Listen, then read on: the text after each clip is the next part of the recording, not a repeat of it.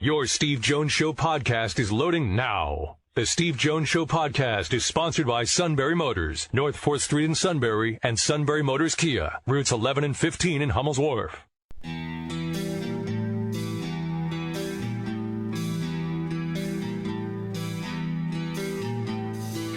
Sports talk where your voice counts. This is the Steve Jones Show on News Radio 1070 WKOK.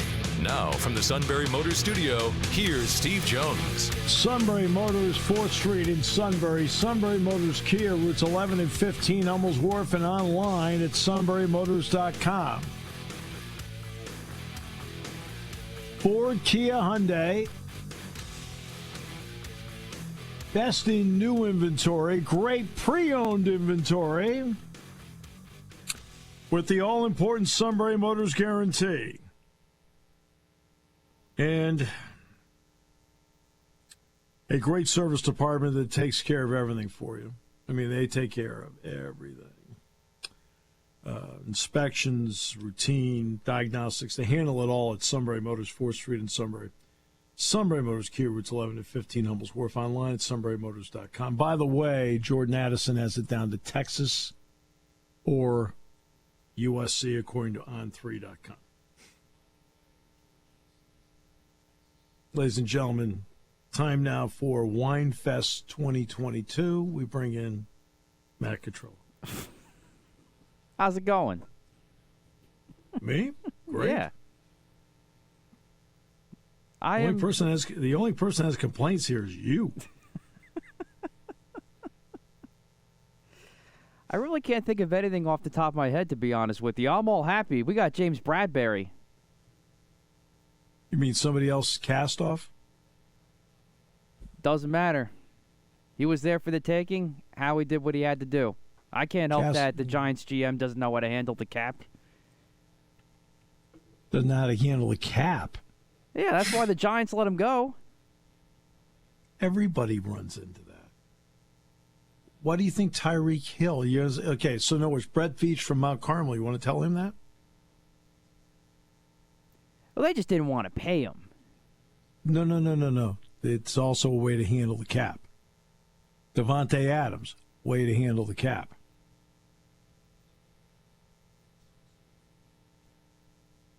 If you want, we can call Brett up right now, the Mount Carmel guy, and we can tell him that you know more about how to handle the cap than anybody else. No? No, we don't need to do that. But no, of course not. We'd like to get him back on the show. But, yeah, no, we don't need to do that. I want to bring him back on at some point, but not for this reason. And they wanted to keep Tyreek Hill. I guess they didn't want to keep that. They didn't really want to keep Tyreek Hill. The Giants wanted to keep Hill. It'd still be a Kansas City Chief. Exactly. The Giants wanted to keep James Bradberry, and they couldn't.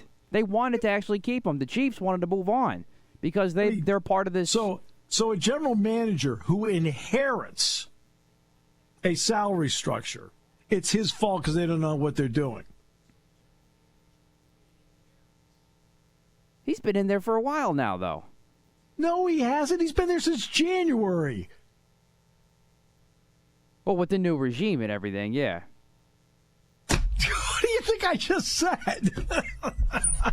He inherited the salary structure. Yeah, it's Gettleman's. It's Dave Gettleman's fault, the former GM. It's not Joe Schione's fault now. I said it was Gettleman's fault. It wasn't Joe Schione's fault. No, you didn't. You said just because the Giants don't know how to handle the salary structure, it's not the current guy's fault. He just took the job. Yeah, it's Dave Gettleman's fault. Right? Either way, the Giants couldn't handle the cap, so that's why they let him go. I'm not saying it's any one person's fault except Gettleman. Are you a Sixers fan? Yes. The only team in the history of professional sports to fall below the floor financially and get fined for it? Yeah, I hear you. That was embarrassing. No, I wasn't embarrassed. I didn't care. I don't care. I don't care. You got to retread. You're all happy. All right, good. Oh, my goodness. I'm trying to think what difference it's going to make in the none. All right. But I'm glad you're happy, though. Oh yeah, I'm all fired up today. You had a 10 interception season for the Giants? I believe so. It's been him and Darius Slay that have averaged. He didn't have 10 No, but there's a. I made up a number. No, but there's a stat out there that it's him and Darius Slay that lead the league in interceptions and pass breakups per year over the last couple seasons. I forget the exact numbers, and now you have both of them on either side. Wow, this is great. It's like having two Deion Sanders. Oh, my almighty! How many do you need?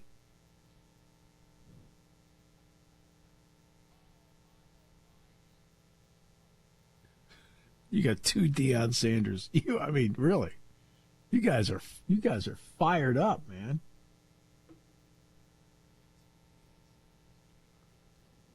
No You know what excuses this for means? Jalen Hurts this year. No excuses for Jonathan Gannon this year. What about Nick Sirianni? Yeah, no excuses for anybody. What about your fan base? Santa Claus comes in. What are you going to do? Well, A, we don't have to worry about it because they'll be at Dallas for Christmas Eve this year. Did you see what that weekend, who's playing who? Besides Eagles, Dallas? Yeah. Did you see that? Oh, The Raiders were at the Steelers. Oh, yeah, if that's the Immaculate Reception anniversary, yes. Yeah, it's the 50th anniversary of it. Yeah. How about that? Yeah, that's going to be awesome. God, I was watching that game that day. And, to be honest with you, it really was not a good game. Until it got to the end. The Steelers were controlling most of the game. And then, I want to say, I don't know if it was Stabler or LaMonica. I want to say it was Stabler. Threw a touchdown pass to Mike Ciani. I want to say he was out of Villanova. And also, out of nowhere, after winning the game 6-0, 6-0, 6-0, the Steelers were down 7-6. I'm going, this is bad. I was rooting for the Steelers. Like, holy mackerel.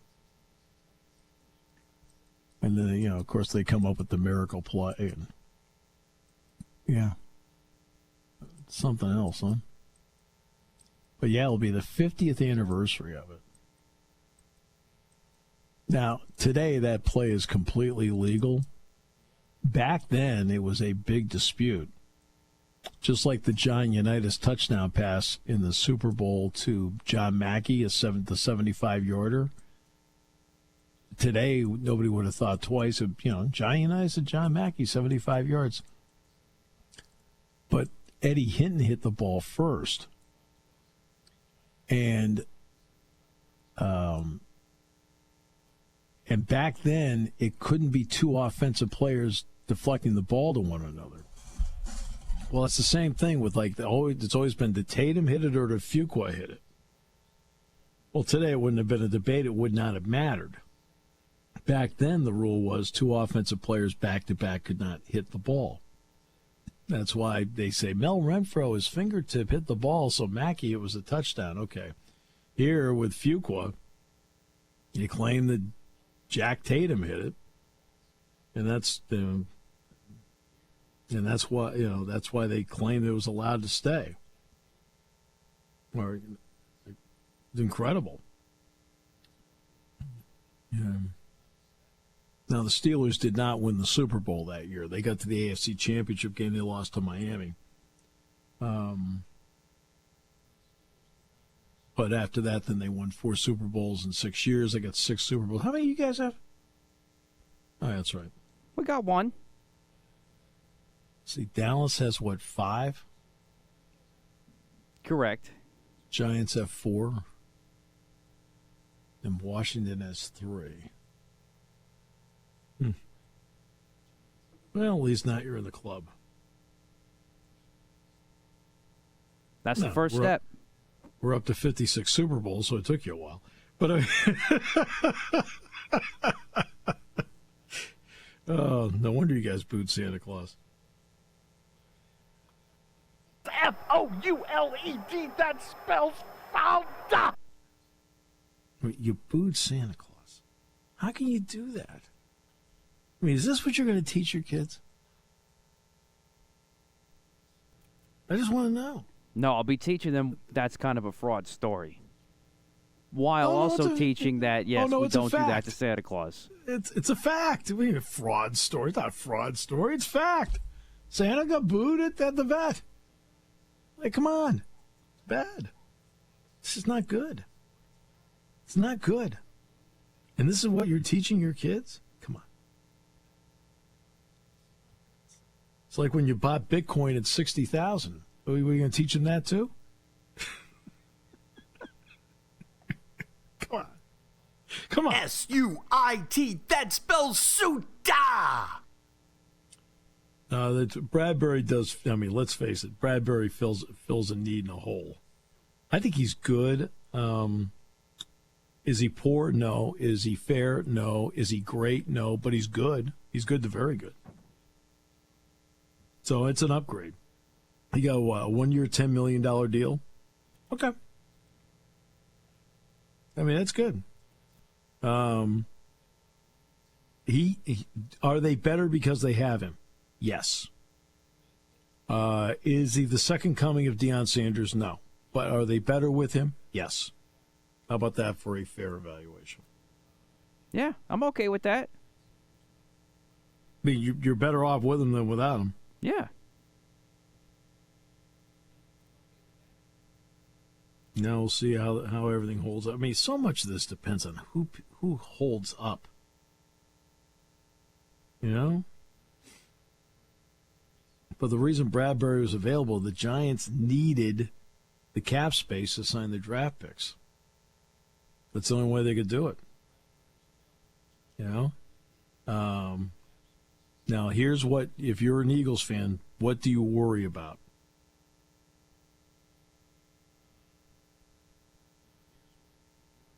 You're all like jumping for joy here. You don't know what you're getting here. What's Bradberry's problem? Show ends at 5. I mean, you're all jumping for joy. What's his problem? Well, he's had some injuries, hasn't he? Nagging Achilles. Okay, Achilles is a problem, but that's the big problem. Because last season, he didn't play well last year. You know that, right? Yeah, I do. I mean, now I realize because of Jalen Hurts, nobody in the Eagles offense played well in the game against the Giants. I mean, what'd you guys score, 6 points? It was 14-13, I think it was, up there. Yeah. Bradberry had a problem last year, big-time Achilles problem last year, nagging. He couldn't push off on it last year.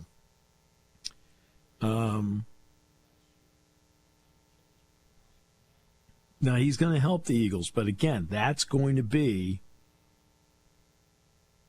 Okay, the Eagles have to answer themselves a question. Did the dip in performance last year, and he dipped. There's no doubt he dipped last year. Was it because of the nagging Achilles, or is it because of age? This is the part where you need to find religion. But you got Hassan Reddick, you got Jordan Davis. Nakobe Dean signed his contract the other day. Fletcher Cox, Derek Barnett. I mean, the only key guys that departed that defense are Alex Singleton, Rodney McLeod, and Steve Nelson. Pass rush should be better. Secondary a little better. I think Dean's going to be a real player for him. I like Dean.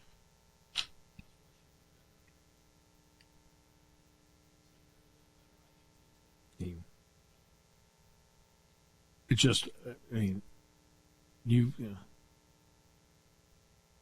it's incredible. Like, they make one acquisition, and like this, you know nothing about him. You just know he's a name. You don't know he was hurt last year. You don't know his performance dipped last year. I know all that, yeah. You do now because of the show. Steve, thanks for doing the show today and informing us on what we got. Okay.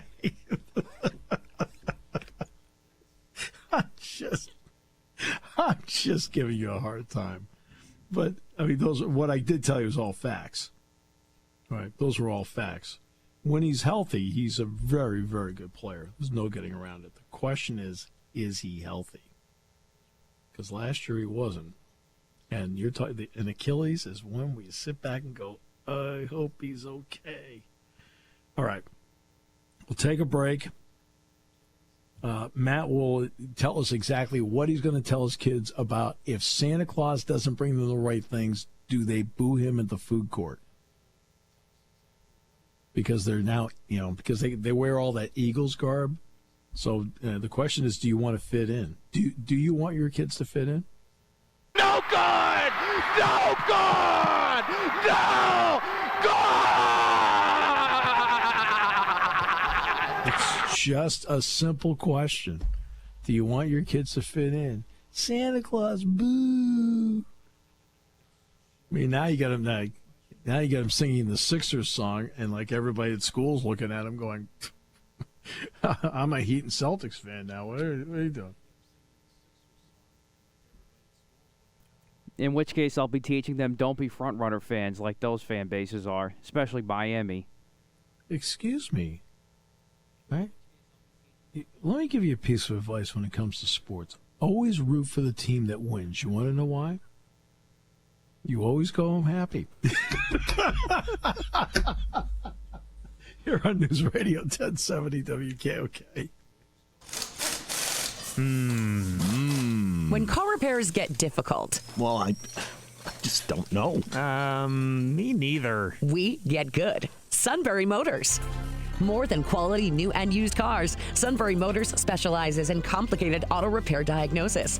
They can handle intricate repairs and even complete auto body with service open Monday through Friday, 7 till 4. And Sunbury Motors has made simple repairs easy. Maintaining your vehicle is necessary. Finding the time to do it is difficult. Welcome to Sunbury Motors Quick Lane. Open 7 till 4, Monday through Friday. Just walk in or call ahead. Relax in their remodeled waiting room with Wi-Fi, beverages, and snacks. While Sunbury Motors factory-trained techs take care of your oil change, tire alignments, brakes, and inspections. Quick Lane, 6:30 to 6, Monday through Friday, Saturday, 6:30 till 2. Sunbury Motors, Ford and Hyundai, North 4th Street, Sunbury. And Sunbury Motors Kia, routes 11 and 15 in Hummel's Wharf. We take the out of auto repair.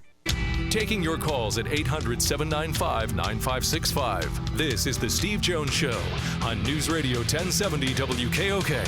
Now, from the Sunbury Motors Studio, here's Steve Jones. Sunbury Motors, 4th Street in Sunbury. Sunbury Motors Kia, routes 11 and 15 in Hummel's Wharf. Online at sunburymotors.com. Ford, Kia, Hyundai, best of new inventory. Great pre-owned inventory with the all-important Sunbury Motors guarantee. And a great service department that takes care of everything from inspections to routine to diagnostics. You name it, they can do it. At Sunbury Motors, 4th Street in Sunbury.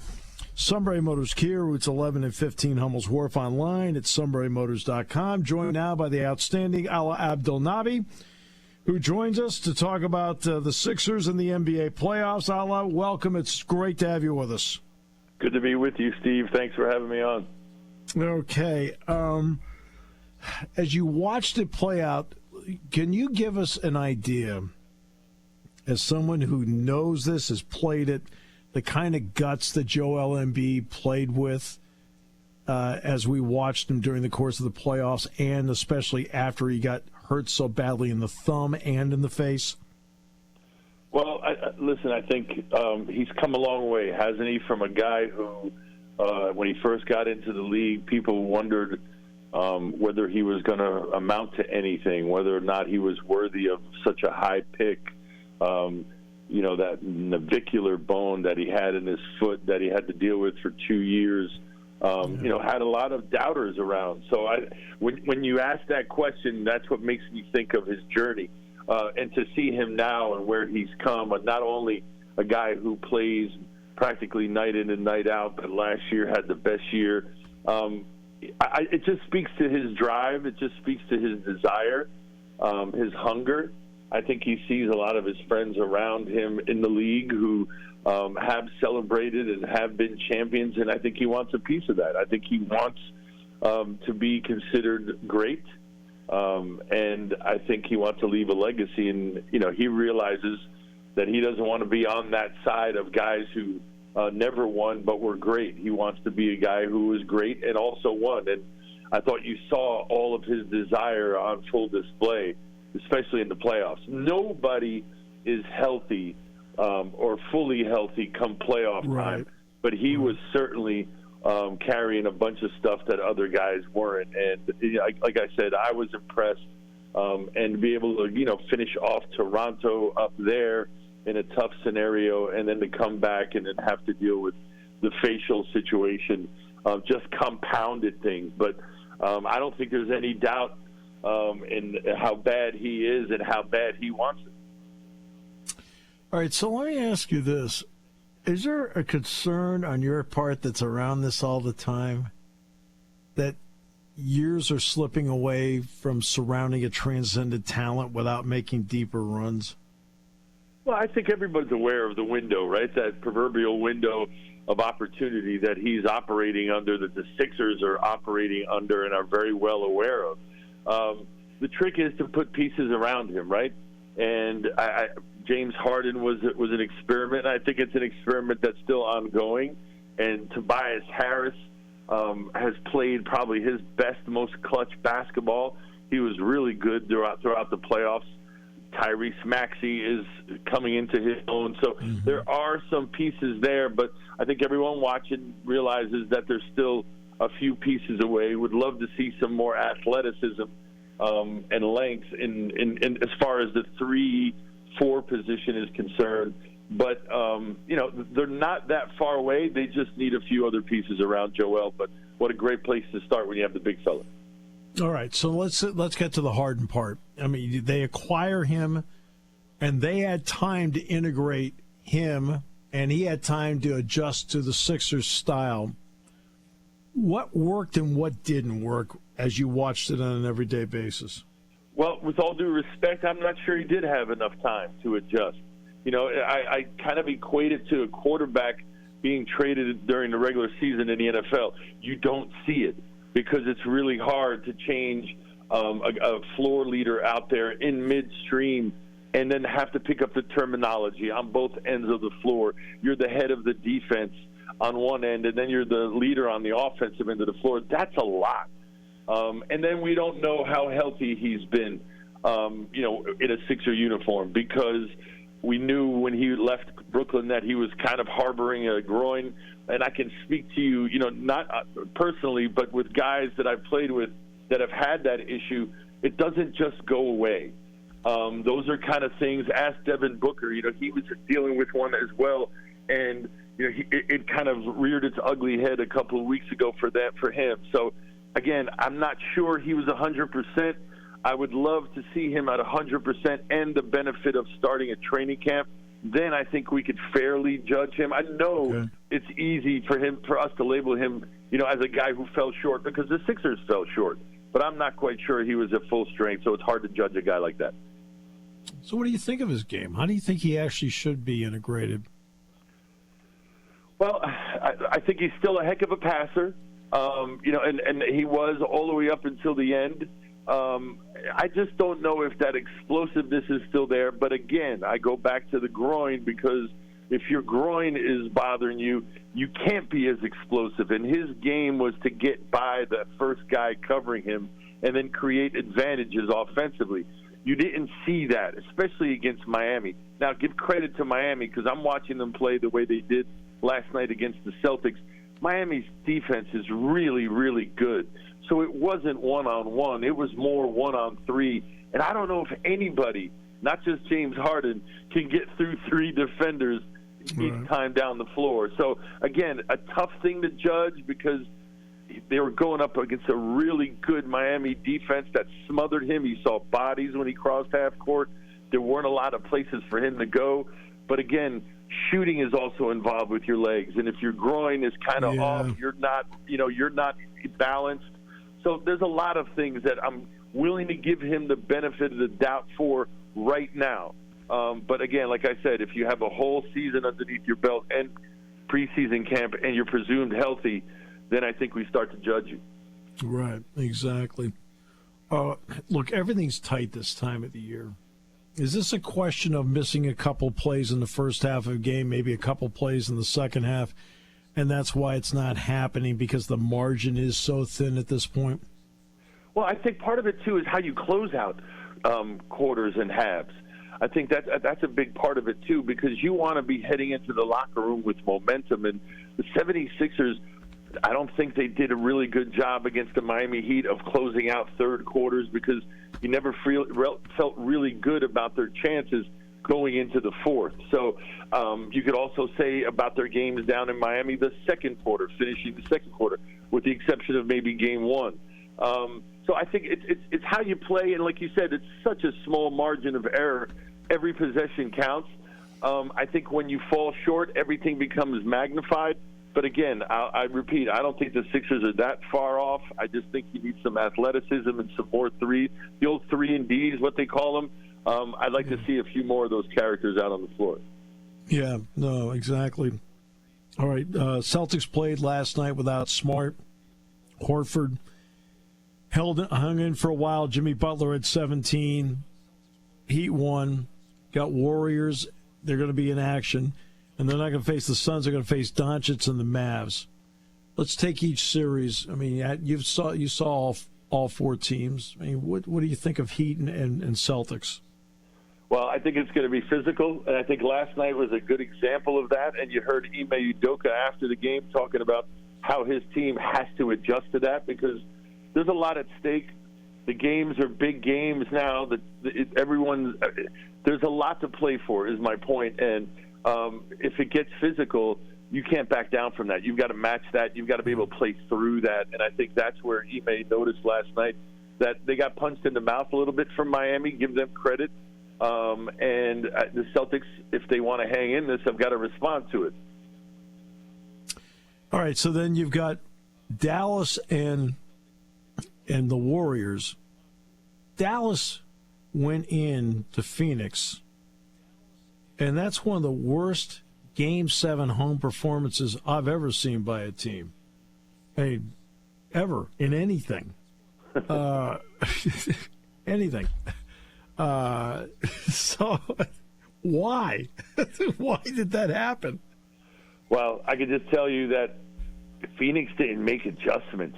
You know, they were taking the ball out of Chris Paul's hands early, as soon as he crossed half court a lot of times, and made other people start the offense, and it kind of threw them off. And I'm just surprised that they didn't make the adjustments necessary for them to overcome that. That and Luka was just on fire. Not only was he making huge buckets for them, but he was also getting other guys involved, and other guys stepped up, whether it was Brunson certain nights, Dinwiddie more recently.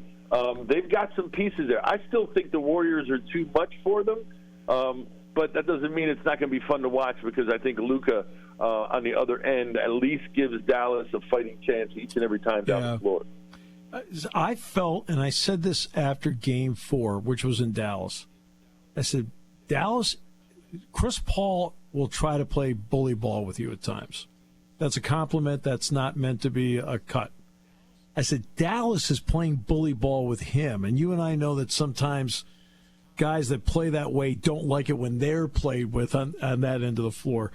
Did you see that? I felt like Dallas like physically went at him when he was playing defense.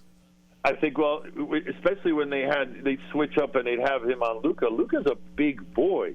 Luka's a good 6'7", and even in that series, you saw him post up Ayton. So I don't think he was afraid to post up anybody on that Phoenix team. And he's just so gifted, and he's so talented, and he's such a good passer that if he does draw double teams, he makes you pay for him. If not, he's able to shoot over him. And, your point is well taken in that if you want a guy who is not going to be so vigorous on the offensive end, maybe make him defend on the defensive end and take his legs out. He's not going to be attacking you with the same kind of vigor. I completely thought that they occupied Chris on the defensive end, and it may have taken something out of him. He is 37 after all. Jeez, that didn't make me feel good. Oh, I'm 53. He's much younger than either you or I. I'm saying I'm 64. Well, God love you. I'm trying to remember 37. I'll say that Doncic, I'll give him credit for the other area. I'll give him a lot of credit. He plays with a little bit of swag, doesn't he? Yeah. And it seems like it's hard to get under his skin. I think he relishes it. Yeah. And his play backs it up, too. You know, it was pretty impressive. Like you said, I've never seen anybody get completely washed like that. The Suns laid down. It was mystifying. And it was kind of, obviously boring, but at the same time, you kind of, your mouth was agape because you couldn't believe that they didn't have a run in them. It was just so one-sided from the get-go. It was disappointing. Yeah, 64 wins in the regular season. Well, that's the context that makes it disappointing, right? Yeah, because you expected more of them. I mean, they had 18 losses. Yeah, no, and I saw them play it live, and I saw them play other nights when they were playing other opponents besides the Sixers, and they're really, really good because the game's played with the backcourt now, and they have two of the best backcourt players in the league, especially during the regular season. So that's what they had going for themselves. But when you take that away, you start to see what a huge drop off it is when Chris Paul is having a hard time playing at his level. Well, you're among the best in the business. I appreciate the time you gave us today and the perspective, Alaa. Thanks so much. Thank you, Steve. Appreciate it. I'll see you next season. You bet. Alaa Abdulnaby. Now, my question to you is, do you feel better after listening to that? I'll say slightly, because I feel like when it comes to the Harden injury thing with him, if he weren't healthy enough, the Sixers were so careful with him early on. Yeah, but you can play, you can play, banged up, but you have to make adjustments. All right, let me put it this way. And I'm not kidding around with you this time, okay? This is not, no funny stuff. You can be hurt, which he was. Not injured, but hurt. But it limits you as to certain things you can do, and shooting is one of them. I mean, you need your legs. No, right? No question. So, we're on that. And you're saying, well, maybe you shouldn't be playing, except he was their best option. He's good enough to play. He's their best option to play because they don't have a better option than him. But he had to adjust his game to do it. Again, that is the difference in an answer of someone who's around the team all the time versus somebody who's at 30,000 feet. No question. I'm talking about Alaa's answer. I'm not talking about my answer. No question about that. So it gives everybody at least a little perspective of, all right, but you can't say, well, if he's hurt, you can't play him. No, you can play him if they're hurt. It also means they've got to make some adjustments to their game because they're hurt. Because in all likelihood, he is still the best option hurt as opposed to it going to somebody else. Right? Absolutely. This is the part of the trade, and you have to give something to get something. I got it. But in the trade, they dealt Seth Curry and they dealt Andre Drummond, right? Mm-hmm. And this is under the category if you have to give something to get something. This is maybe having that extra shooter, and I like Seth Curry as a shooter. I mean, I've talked about that before. Is he a star or anything? No, he's not his brother, okay? But he's a really good shooter. All right. And then there's Drummond.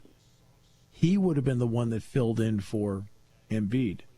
It's weird how it works out sometimes. Yeah, I think that's well said. Seth Curry, he's not a star, but he's that good complement piece that you need. And Drummond would have been a much better option than, I mean, he played as hard as he could. Yes. I mean, no question. I mean, he would be the option guy. He would have been the guy to step in for Embiid and would have given them a physicality, because Drummond will be physical, that could have helped them. But again, in order to make a trade, anytime you make a trade and you're a good trading partner, you do give something to get something. So I'm not criticizing the deal. I'm just saying it's interesting how it worked out. Yeah, no question. And either way, I don't think Harden's worth a max deal. But if you want to bring him back, just don't give him that money. Boy, the NBA's, it's hard on some of these decisions, Matt. It really is. Like, so if you're talking, because how old's Harden now? 90? 95? No. How old's Harden now? Harden's what, 37, he said? No, Paul's 37. Harden Paul is was what, 37. 30? How old's James Harden? 32. 32. So the max deal would be how many years? 5 years? 6 years? What's the max deal? 4 years? Yeah, you're talking. Maybe go 2 years. I don't know. It's probably going to be. It'd probably be 4 or 5, and you're going to be close to $200 million, if not exceed that. Okay. Now, do I give the max deal to Harden?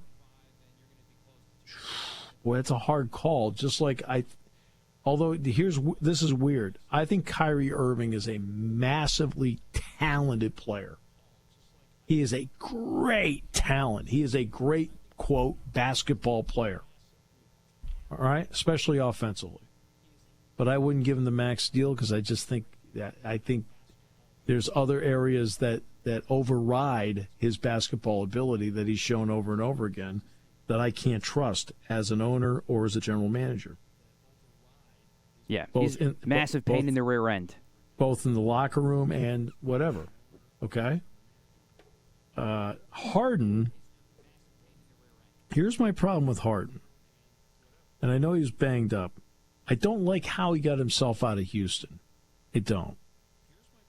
And in a lot of ways, I'm not quite sure I like how he got himself out of Brooklyn. Okay. Yeah. And so that's what makes some of these decisions. Now, Joel Embiid, he wants the max deal. I'm like, let's get it done now. There's a big difference. Like, if I'm going max deal, if Chris Middleton wants a max deal, yeah.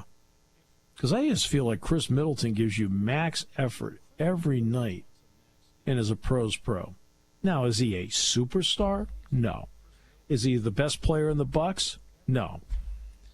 But he is in the 1B category of stars in the league. That's fine. Being a 1B is great. That's longevity. I felt it was like a guy that's not a max deal. Let me tell you a guy that's not a max deal. All right? But a guy that helps you, that releases help the Celtics, is Al Horford. Because he's a pro's pro. And yet in Philadelphia, it didn't work out for him. I don't know why. But making a call on a max deal for Harden is very difficult. Because, A, who would be playing that position, whether they're outside the organization now or within the organization, that can play it better than him? And what kind of game does James Harden have 3 years from now? I don't know. That's what makes these decisions tough calls. Hey, Rob Cooper, next hour, we're going to talk a little Penn State baseball. Dave Zangaro, who will solve all the problems at 4:35 today here on News Radio 1070 WKOK.